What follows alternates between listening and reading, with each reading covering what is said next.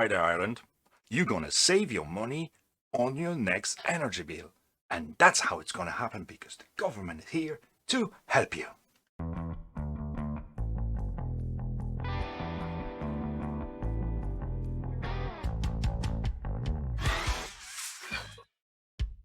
Ooh, what's going on? You thought that this government is here to help you, and I keep telling you they're not. Why? Because they don't like you.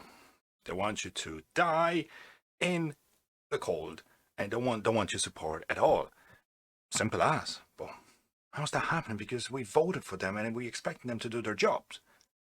That's still not gonna happen. Out in the cold by independent.ie, no VAT cuts for families who rely on home heating oil. What do you expect? Well, nobody uses heating oil anymore because we're in the 21st century and Ireland has a gas network all over the place. But wait, there's a war as well, and the sanctions are in place. That means we can't get anything else because Ireland doesn't have any natural resources at all. Or maybe it does have.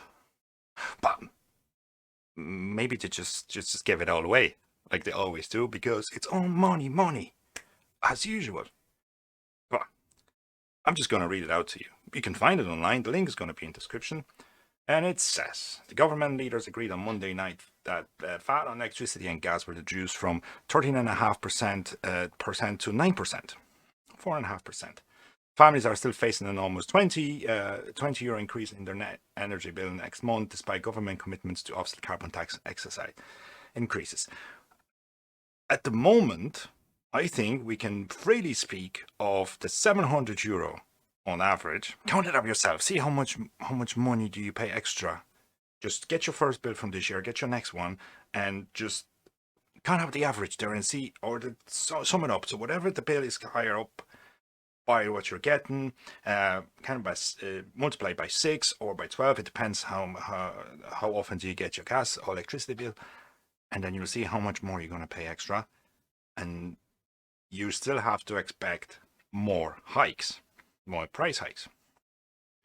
But the move could save the bill payers 49 euro a year on electricity and 61 euro a year on gas, and will cost around 75 million before the end. They always tell you about the cost, because that's going to cost. But where does the government get the money? From our taxes. Is the government a corporation? An Irish one, yes. They are, and the key principal is Leo Varadkar. We all know that. But what happens here now is they're going to squash you with prices. They're going to squash me with prices. So I can only just jump in for a couple of minutes, record it, turn off the electricity so I can save my money. I'm not making money off of this podcast because there's no need. I just want to tell you what I know and what I want you to know. But you ask yourself the questions. Do we actually use oil tanks and kerosene in Ireland to heat our homes? Good question. If you're from Dublin, you most likely have an access to the natural gas or gas, energy, and so on. You have your heating done by that. You have your gas pipes coming up to your house. When you live in rural Ireland, okay, outside Dublin City, or maybe on outskirts of Dublin City, there's a big chance you have a big green oil tank in the back that's filled up with kerosene. But that's very interesting, isn't it? You'd be asking yourself, the renewables, because we have the Green Party that's trying to get you, trying to do everything to squeeze us out of a last penny so they keep paying themselves for the stuff that might not happen for the next 30 years. How does it work? So 0.75% at the moment on average is the peat. That's our primary energy fuel, by primary energy by fuel. So 0.79%, right? Let me see that. So the peat. I don't want to be, apologies. 3.1%. Apologies, the phone rang. So peat, turf, 3.1%. That's where we're getting our energy from, right? Oil, 45%. Renewables, 13.3%. Gas, 34%. Okay? Most likely going to big cities when the gas network is widely available.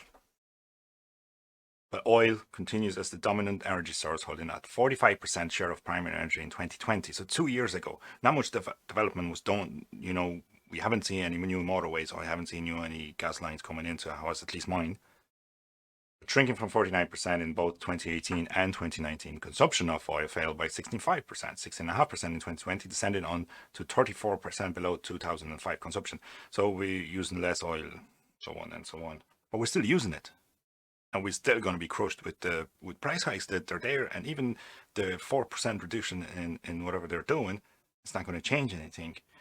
There are ideas about capping prices, not allowing to go as far as they want us to do. Diesel could hit €2.5 in next couple of months. Just let me know what you think. There are probabilities. It's possible for every scenario to happen. The falls in 2020 oil consumption occurred in transport sector, especially aviation, followed by road transport. We know what happened, the pandemic. Okay, so the data is not reliable in those 2 years from 2020 to 2022, when we were in the biggest lockdown in Europe, thanks to our politicians, and they're not going to be held accountable for it at all. Why would they? They're just going to get more money for it. So please, they're not here to help you, and this is how it happens. They were basically screwing you with everything, and if they want you to help you, they have to come back from the 16-day holidays. Oh, they did or they didn't, just to think about it. There are hauliers or lorry driver protesting at the East Wall in Dublin Port.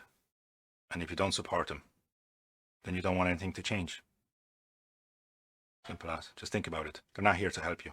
Not the lorry drivers, but the politicians. They're not here to help you. They're here to screw us, squeeze us, and make them more money, and get other companies to make more profit as we stand. So, that's me for Wednesday. I'll come back probably tomorrow or Friday. See how it happens, because the content is coming in. I haven't even touched Ursula von der Leyen the last 2 performances. I think I might. Talk to you later. Bye.